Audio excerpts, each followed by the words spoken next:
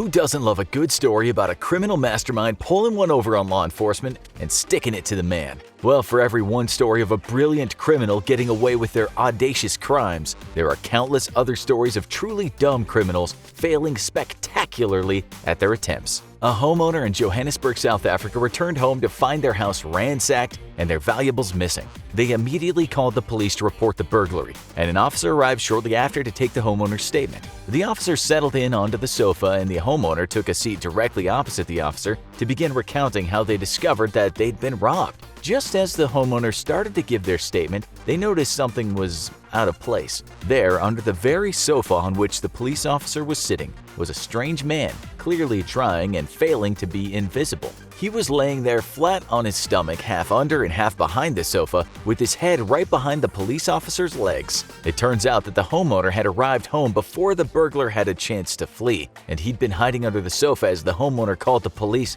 and waited for them to arrive. He was immediately arrested. The homeowner's valuables were returned intact, and the police had a rare open and shut burglary case in the bag. If you thought hiding under the couch was a dumb move, wait until you hear about the Goldilocks burglar. In 2014, Martin Holtby and Pat Dyson, a retired couple from Lancashire, England, returned home from a holiday to the surprise of a lifetime. The first sign that something was amiss was the fact that their mail was not sitting on the welcome mat, and their house was clean, suspiciously clean. Pat clearly remembered that the house had been in a state of disarray when they rushed out the door to catch their flights. The sink had been full of dishes and their kitchen was a mess, and yet when they arrived back home they found a tidy kitchen and clean laundry in the dryer. Had someone cleaned up for them as a welcome home surprise? Not exactly. The couple made their way upstairs to the bedroom, and there, fast asleep in their bed, was a strange man. They quietly snuck out of the house and called the police, who arrived quickly and arrested 28-year-old Lucas Choniowski. He'd been living in the house for days, cooking himself meals and washing his dirty underwear, and he had even bought groceries and cleaned up the mess left behind by the couple. The couple would later learn that the window cleaner had seen the burglar in their home but assumed he was their grandson, since he had appeared to be quite at home in their place. The burglar admitted to his crimes and was given a 2-year conditional discharge and a £200 fine. None of the couple's valuables were missing, though Miss Dyson did note that the burglar had burned out an old saucepan, but she said, "That happens." The Goldilocks burglar may not have been the brightest of criminal minds, but at least he was courteous. The same can't be said for these dumb criminals. In the summer of 2012, 2 drunken Welsh tourists made quite the splash at Australia's SeaWorld. 21-year-old Rhys Owen Jones and 20-year-old Kerry Mules decided to take their vacation on Queensland's Gold Coast to another level. After indulging in quite a few drinks, they decided to break into the SeaWorld's park for some after-hours fun. They left a trail of destruction in their wake. The pair vandalized the park, jumped into the water and swam with the dolphins, and set off a fire extinguisher in the shark enclosure. After having their fun, the couple decided to take home a souvenir, a real live penguin named Dirk. When they woke up in their hotel room hungover and confused, the pair tried their incompetent best to care for Dirk, putting him in the shower and feeding him scraps of food. After their hangover subsided, Rhys and Kerry realized how stupid they'd been to take the penguin, so they thought that the best course of action was to release him into a nearby canal, where they were spotted by locals as they were wrangling the poor penguin at their vehicle. The police arrived and they were each fined $1,000 and sent home in disgrace. Thankfully, Dirk was rescued and returned to SeaWorld unharmed. It's never fun to hear about crimes against animals, but this next dumb criminal should make you feel a little bit better. This thief got more than he bargained for when a simple robbery went horribly wrong. The amateur thief had noticed a parked car with the back windows rolled down and decided it was too tempting to pass up the opportunity for an easy score.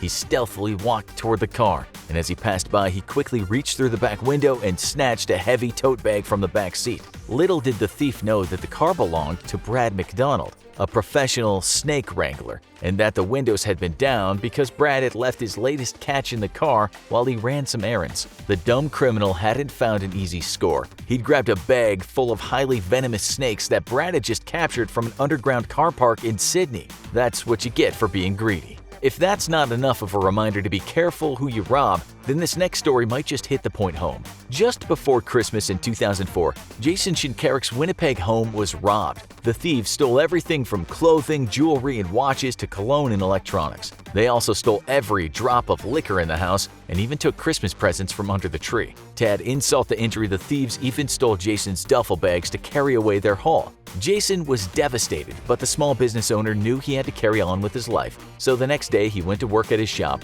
Ponderosa Trading. That very same day, 3 men in their 20s appeared at the shop looking to pawn a variety of valuable items. When the men placed the bags full of goods on the counter, Jason was shocked to recognize his very own duffel bags. He confronted the men, who ran away, but when the police caught up to them days later, thanks in large part to Jason's helpful and detailed descriptions, they were charged with breaking into Jason's home, as well as 3 other homes in the neighborhood, and sentenced to 3 months in jail. Christmas is supposed to be a time for giving, but some dumb criminals just can't get it right. This one might just be even dumber than Jason's robbers. After a 20-year-old college student in Washington was booked for underage drinking, he spent a lonely night in a local police cell before being released the next morning.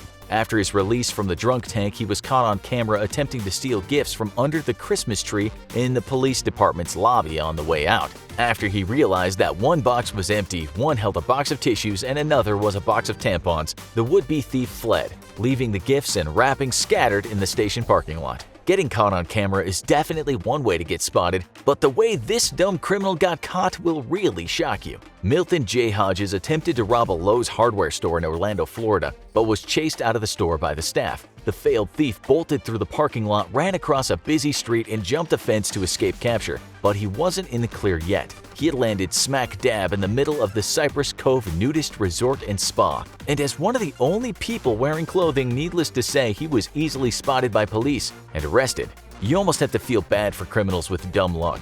But when a criminal obviously thinks they're smarter than the police, like this next dumb criminal, then they deserve what they get. Calgary police arrived at the home of a woman who claimed she'd been robbed. She was hysterical as she showed the officers the smashed window where the supposed thief had entered, and she tearfully gave her statement to the police, describing the jewelry and electronics that she claimed had been stolen. Just as she was getting really worked up, her phone rang. It was her French-speaking father, and the officers listened as the woman calmly spoke to her father in French. What she hadn't realized was that one of the officers, Charanjit Maharu, spoke 6 different languages, including French, and that he could understand every word of her conversation, meaning he clearly heard her admit to her father that her entire story was a lie and it was all a scam to get money from her insurance company with a fraudulent claim. Needless to say, some stolen goods were the least of her legal troubles. Lying to the police is dumb enough, but some dumb criminals just have to take it a step further. 25-year-old Valery Portlock thought he had come up with a foolproof plan for finding new victims to rob.